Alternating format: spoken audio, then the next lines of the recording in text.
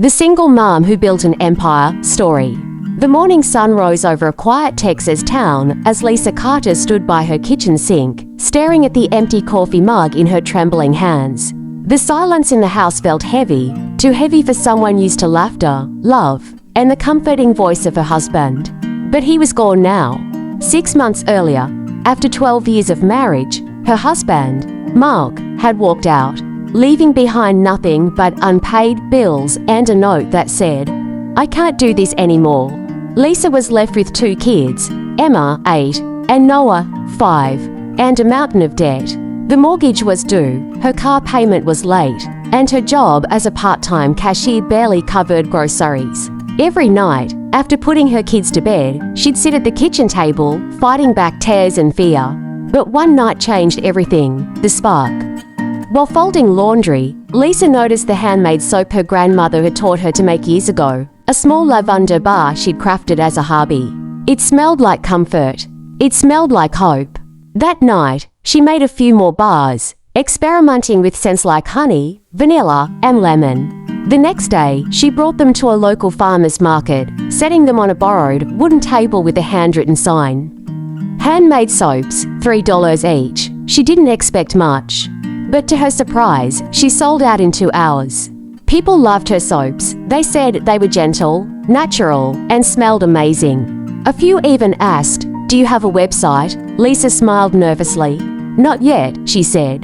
But that night, as her kids slept, she Googled how to make one. The struggle for the next few months, Lisa worked tirelessly. She'd wake up at 5 a.m. to make soaps, get her kids ready for school, go to work, come home, cook dinner, and spend her nights packaging orders and replying to customers on Facebook. Her tiny kitchen turned into a mini soap factory. The dining table became a workspace covered in essential oils and molds. The smell of lavender and coconut filled the house. There were nights she wanted to quit, when her hands ached, when orders got delayed, when she barely slept. But every time she looked at Emma and Noah sleeping peacefully, she reminded herself why she started. The breakthrough. One morning, a local boutique owner, Rachel Green, stopped by her market stall. She bought a few soaps, and 3 days later, called Lisa asking for a bulk order of 300 bars. "I want to sell your soaps in my store," Rachel said. Lisa couldn't believe it. She didn't even have that much inventory. But she stayed up for 3 straight nights, making and wrapping each soap by hand. When she delivered them, Rachel smiled and said, "You've got something special here, Lisa. People will love your brand." That was the first time someone called it a brand, not just Lisa's soaps. Lisa decided to name it Pure Bliss Organics. The rise over the next 5 years, Pure Bliss Organics grew faster than Lisa could have imagined. She expanded from her kitchen to a small rented workshop.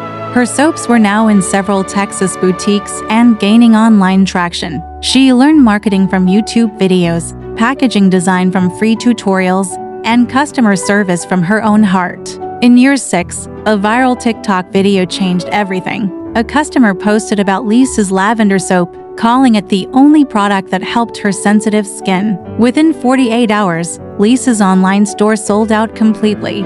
Big retailers started calling. By year 8, Target and Whole Foods offered her contracts. By year 10, Pure Bliss Organics was a nationwide brand with a team of 40 employees, many of them single mothers like Lisa once was. The reward in the 10th anniversary of her business. Lisa stood on a stage at a women's entrepreneurship conference in Dallas. She wore a sleek navy dress and a smile full of pride. Behind her, the big screen displayed her journey. From a tiny kitchen table to a multi-million-dollar empire. The audience clapped as she shared her message. Greater than I wasn't born rich. I wasn't handed success. I just refused to give up, even when life gave me every reason to. In the front row, Emma and Noah watched their mother speak, eyes shining with pride. When she walked off stage, Noah hugged her and said, "Mom, you didn't just build a business. You built a life for us." Tears filled Lisa's eyes as she whispered, "No, sweetheart, we built it together." Moral: with faith and hard work, even broken beginnings can bloom into success. Subscribe my YouTube channel for more update. Okay, see you soon in next video. Bye bye.